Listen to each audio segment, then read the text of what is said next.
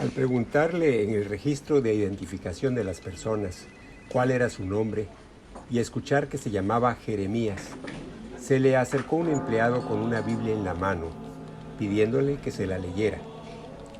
Otro, que estaba en el entrepiso, se quitó su corbata, ató un extremo a su cuello y el otro a la baranda y se arrojó al vacío, siendo víctima de una muerte atroz e instantánea, creyendo que el fin del mundo había llegado. La confusión que esto provocó fue mucha, y Jeremías sacó provecho de la situación, huyendo antes que llegara la policía, obligándolo a participar como testigo. Jeremías necesitaba sacar un duplicado de su documento de identidad porque un belga se lo había hurtado para poder pasar la frontera. Pero Jeremías no culpaba a Jean-Luc por esos actos. Lo conocía bastante bien y sabía que en cuanto pudiera, se lo devolvería por correo.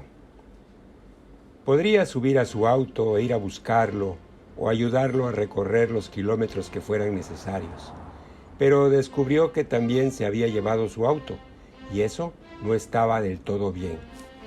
Si Jean-Luc deseara continuar llamarse amigo. Jeremías se acercaba al medio siglo de vida. Esto podría estar bien o mal, dependiendo de cómo se viera.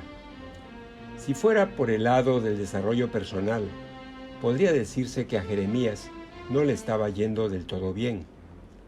Echado de su puesto en la Administración de Seguros Públicos, porque su edad biológica, según sus jefes, ya había pasado el límite tolerable, con su dinero de la remuneración obtenida, puso un almacén de comestibles, el que ya llevaba 5 años sobreviviendo. Si fuera por el lado sentimental, Jeremías hacía 23 que estaba casado con Candela, aunque poco antes de conocerla, salió un par de meses con Ethel, la vecina de al lado, quien lo dejara por haber volcado su interés en Rudolf, un primo de ella, sujeto pendenciero cuyas ganancias con el juego clandestino le brindaban ciertas comodidades a las cuales Jeremías nunca pudo acceder.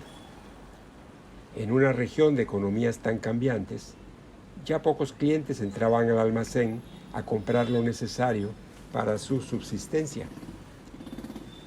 Si bien la crisis había alcanzado a todos casi por igual, en Jeremías era más notoria.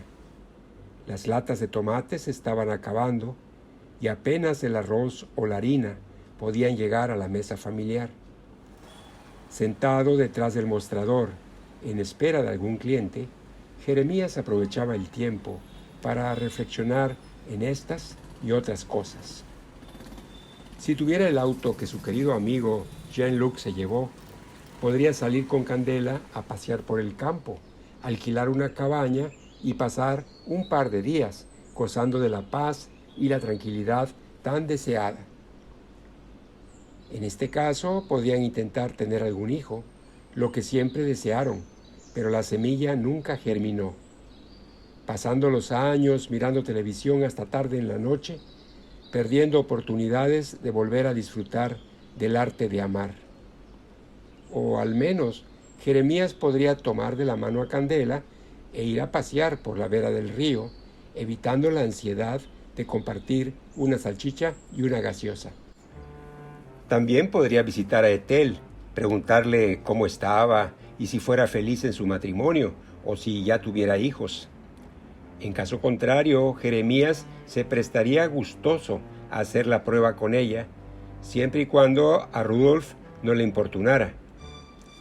Había días en los cuales Jeremías creía estar convencido de que la vida en su arrolladora carrera le pasaba por encima, que varias veces se había descubierto a sí mismo andando por la calle sin rumbo fijo, como sabiendo que nadie lo esperaría en casa.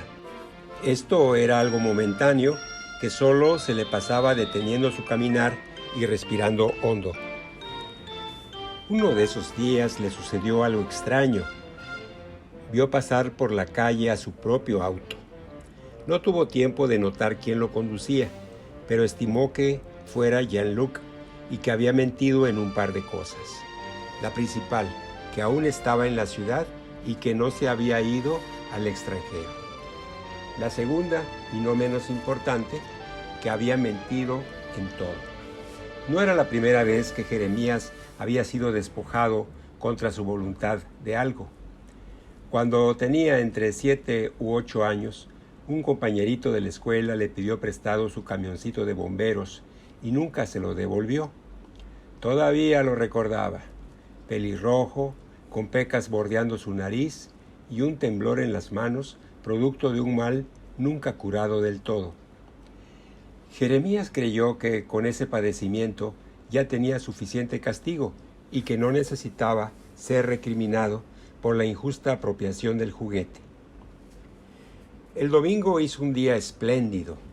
El otoño parecía querer obsequiar con un sol radiante antes de iniciar las acostumbradas heladas. Al inicio de la tarde, Jeremías dijo a Candela que se sentaría en el jardín a meditar un poco. Su mujer lo vio llevar una silla ubicándose al sol, quedando con los ojos cerrados, disfrutando la tibieza de una tarde perfecta. Jeremías pensaba, ¿por qué no sería como Jean-Luc, alguien a quien le interesaba bien poco lo mal que el resto de la gente opinara de él? Podría ya calificarlo como examigo, por todo de lo que se había apropiado sin haber pedido permiso. Imaginó cómo poder cambiar las cosas, o qué hacer para que fueran distintas de como eran. Si tuviera a Jean-Luc frente a sí, le preguntaría acerca de su niñez, porque estaba seguro que habría tenido una infancia complicada. Habría que ver si su padre también se dedicara a hurtar documentos de identidad o autos. Pero para que las cosas cambiaran, Jeremías debería comenzar por sí mismo. En este punto fue importante pensar acerca de su propia muerte. Si bien era algo inevitable, el hecho de creer que hubiera una vida más allá no le convencía demasiado, principalmente porque no habría seguridad en que volviera a la vida como ser humano. Fatalidad sería retornar como ganado vacuno o porcino, recibiendo una muerte horrible a manos de un carnicero. Posiblemente, en el haber existencial de Jeremías, ya hubiera varias muertes violentas, aunque por fortuna él no las recordaba. Teniendo en cuenta esto, respiró aliviado por gozar de una condición humana y pensar que él ya estaba en un entorno social en el cual le sería muy difícil cambiar las cosas. Pondría en práctica una idea que venía germinando en su cabeza desde que su ex amigo Jean-Luc le hurtara el auto. Aprovechó ese instante en que su mujer había salido a hacer unas compras. Si Jeremías deseaba que la vida no le pasara por encima, debía modificar el sendero de su destino. Además de volver a levantarse todos los días a las 5 de la mañana, como cuando trabajaba de administrativo, las cosas, los objetos que lo rodeaban, también deberían mutar. Los objetos llevaban encima una importante carga emocional que hacía que Jeremías tuviera esos ataques de vacío temporal, logrando que perdiera el rumbo y quedara estático por unos instantes. Así fue como descubrió que su mujer, Candela, por ejemplo, si bien no era un objeto, sí proveía y provocaba cierta carga emotiva. Esto vería cómo resolverlo luego. Primero se encargaría de los objetos, lo físico-emotivo. Entró en la casa y se paró frente a su discoteca. Una centena de discos long play lucían como nuevos. Tomó una pila al azar, una caja de fósforos, una botella de alcohol y salió al jardín. Puso los discos sobre la hierba, los roció con combustible y les prendió fuego. Jeremías podía ver la foto de Ricky Riquito en la tapa del sobre del disco, doblarse hasta quemarse del todo, mientras de sus labios parecía brotar la pregunta ¿por qué? ¿Por qué? La misma suerte corrió el long play de Woncho y sus tumbadoras, que había pertenecido a su padre, con cuyos sones había logrado conquistar a su madre en un baile, y los discos infantiles con gusto y perfume a fresa que databan de la época en que su querida madre iba a la escuela. Y esta tarea continuó hasta devorar las llamas toda su colección. El humo ya era fastuoso, gordo como el fuselaje de un avión, levantaba vuelo alcanzando altura considerable. Michel, vecino jubilado del ferrocarril, asomó su cabeza calva sobre la pared que dividía los terrenos y gritó que le estaba entrando todo el humo a su casa. Jeremías no pudo o no quiso escucharlo. Su mirada estaba tiesa, obnubilado con la potencia ígnea de la pira. Antes que el fuego se extinguiera por completo, corrió a su biblioteca trayendo todos los volúmenes más antiguos que tenía, los que había comprado su abuelo, con el mísero sueldo que ganaba cuando trabajaba como inspector de tranvía. Al fuego fueron a parar tratados de Séneca, Cicerón, Heródoto, los que se fundieron en un gran último abrazo de despedida junto a El Capital y el 18 Brumario de Napoleón Bonaparte.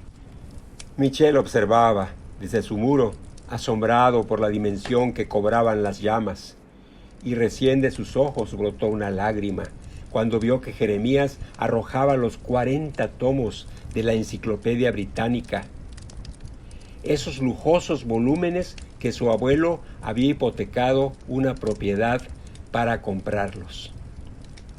Jeremías siguió haciendo caso omiso de las quejas o ruegos de su vecino. Y si no fuera porque en él no anidara ejercer acciones físicas extremas, le arrojaría a Michel una pala por la cabeza. Dejó al fuego continuar su tarea y entró en la casa.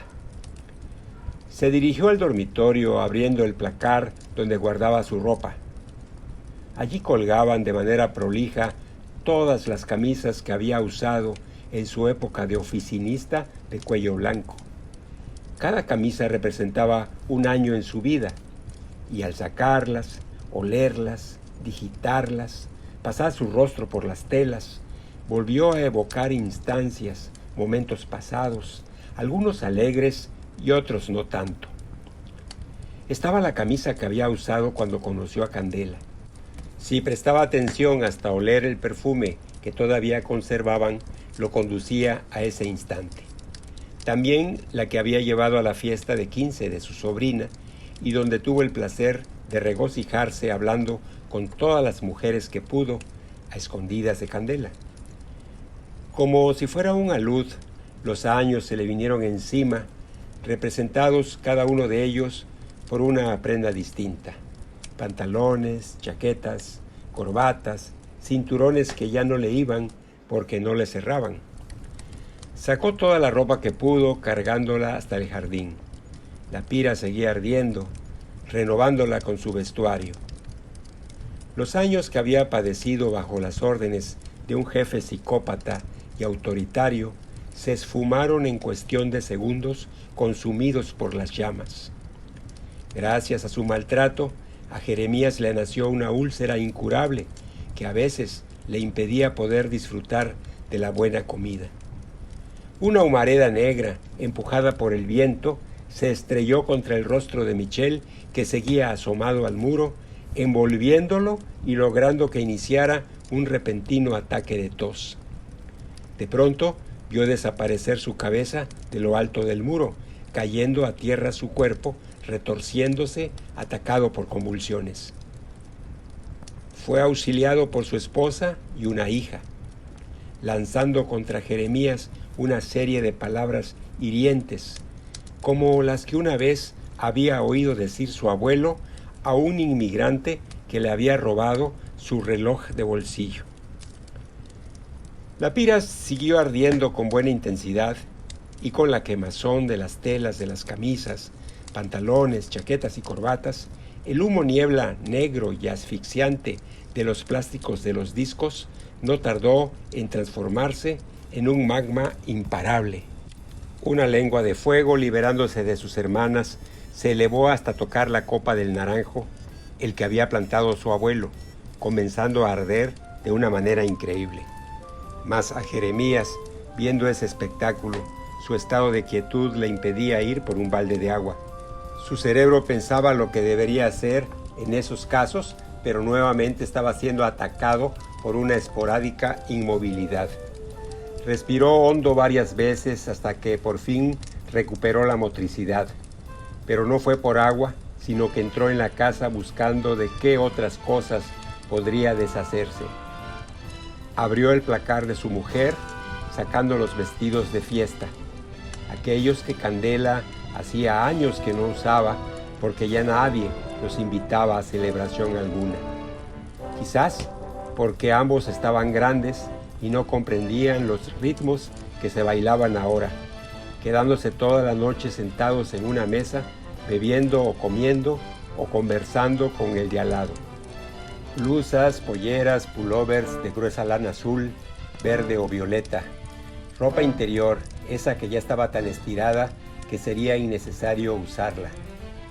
Pensando esto, Jeremías concluyó que tampoco le haría falta a él su ropa, por lo que se desnudó por completo y echó todo a la fogata. La vecina de al lado y su hija lo vieron desnudo y aullaron pidiendo el socorro de alguien. La hija quedó mirando por sobre el muro, una chica a quien siempre Jeremías le había caído bien, simpática y además linda. Dejó de gritar cuando su madre se fue para dentro de la casa y comenzó a reírse al ver el pene tan pequeño que colgaba de la entrepierna de Jeremías. Esto a él no le importó. Sabía que las cosas deberían cambiar y que cuando Jean-Luc se decidiera a devolverle por correo su documento de identidad, todo sería distinto. Regresó a la casa, descubriendo el antiguo reloj de péndulo, el que su abuelo cuidaba, aceitándolo y dándole cuerda todas las mañanas. Un reloj francés de casi 2 metros de alto, con su carillón de bronce. Lo cargó como pudo, y mientras caminaba con él a cuestas, oía sonar todos los tubos en una armonía perfecta. Empujó el reloj hacia el fuego, y éste no tardó en acariciar su terso gabinete de nogal. En breve, las maderas cedieron y toda la maquinaria relojera se desarmó sobre las llamas. Haber quemado el reloj era más que un símbolo. Era jugar con la atemporalidad de la muerte, algo con lo cual Jeremías venía pensando ya hacía tiempo, pero que ahora se le representaba delante de sí como si estuviese viendo una pantalla de cine donde se proyectara toda su vida. Y ahí fue cuando entendió que sus ataques de inmovilidad eran debido a que ante sus ojos corría su vida pasada. El carro de bomberos que nunca le devolvió su compañerito. La desaparición física de su abuelo, sus padres, el casamiento con Candela, sus ansias de volver a tener amoríos con Etel, o al menos decirle lo inútil que era su marido. Sus trabajos pasados, soportando jefes maltratadores y una paga deshonrosa. Todos estos retazos de su vida desfilaban ante sus ojos, ya no sintiendo interés por mostrarse sin sus atuendos. En la casa no encontró otra cosa de valor sentimental para quemar más que la mecedora que era de su madre y una radio que ella siempre escuchaba y que tenía la costumbre de oírla a todo volumen, situación desagradable para Jeremías, soportada durante toda su adolescencia y parte de su madurez. El equipo de radio fue presto presa de las llamas, siendo reconocible, por efecto del calor excesivo, el estallido de un par de capacitores. Una sonrisa se originó en los labios de Jeremías al poder liberarse de esa pesadilla de artefacto, el que también usara a su madre como despertador todas las mañanas, inclusive los sábados y domingos, cuando no era necesario levantarse temprano para ir a trabajar. Y cómo olvidar la mecedora con su artesanado esqueleto de roble y la esterilla que cubría el respaldo y el asiento. Todavía le parecía ver a su madre meciéndose en ella, susurrando las melodías que escuchaba en la radio y riéndose de los chistes malos de los locutores de turno. Borbotones de fuego traspasaron las esterillas en cuestión de segundos y a Jeremías le pareció ver la figura fantasmal de su madre obsequiándole un triste semblante de adiós, hundiéndose para siempre en el ígneo ritual. A Jeremías le quedaba por resolver un par de cosas. Una de ellas era saber qué podría hacer con Candela. Le podría decir abiertamente y en la cara que ya no la quería más y que sería necesario, por el bien de ambos, que se dejaran de ver, que se separaran porque las cosas debían cambiar, torciendo el destino de cada uno. Candela debía de entender que el hecho de modificar el destino también estaba escrito en el propio destino que debía ser cambiado. Ya nada quedaba en la casa que perteneciera a su mujer. Había quemado toda su ropa, sus documentos de identidad, la libreta de matrimonio, las fotos de la época en que fueron felices, sus collares, alhajas, secador de cabello. Nada quedaba de ella salvo su propia persona. Hasta la podría invitar a que saltara a la hoguera, expiando todas sus culpas como Juana de Arco. Sí, tal vez el hecho de decirle que ya no la amaba sería un final piadoso, en agradecimiento por tantos años de felicidad conyugal. El naranjo seguía ardiendo y ya estaba contagiando otros árboles y arbustos que solían decorar el jardín. La hija del vecino seguía riendo. Michelle, ya recobrado de sus accesos de tos, gritó que iba a llamar a los bomberos y a la policía. Jeremías no le dio importancia. Las llamas tomaron por asalto todo el naranjo, tragándolo en una monstruosa tea.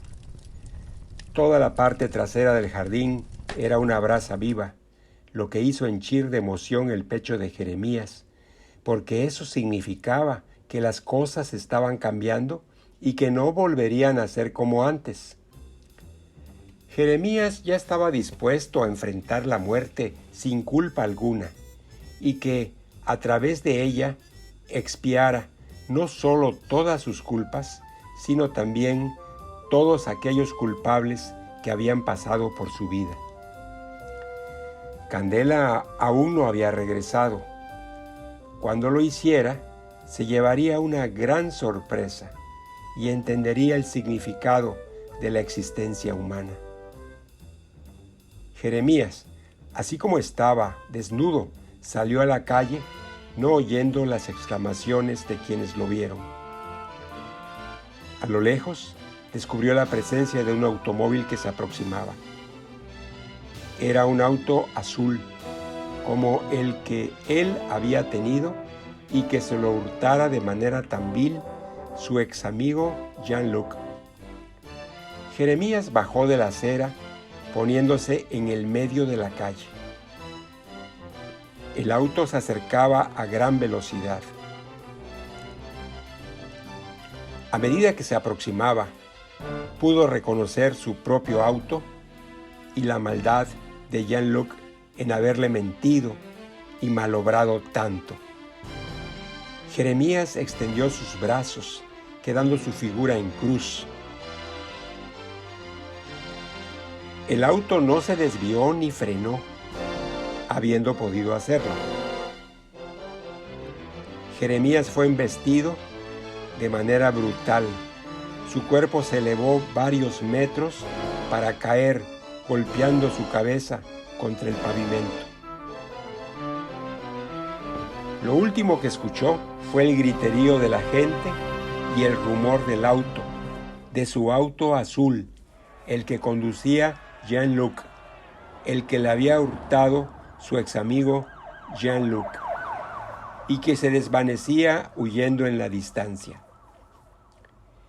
Enceguecido por una intensa luz blanca, volvió a pasar ante sí toda la historia de su vida como si fuera una película. Desde un punto en el espacio, tan pequeño como la cabeza de un alfiler, Jeremías veía todo, sin poder modificar o cambiar nada en absoluto. En un hecho que le pareció como despertar de un sueño de un día, o un mes, o varios años, nunca lo supo, comenzó a temblar de pavor al ver acercarse al carnicero con su cuchillo.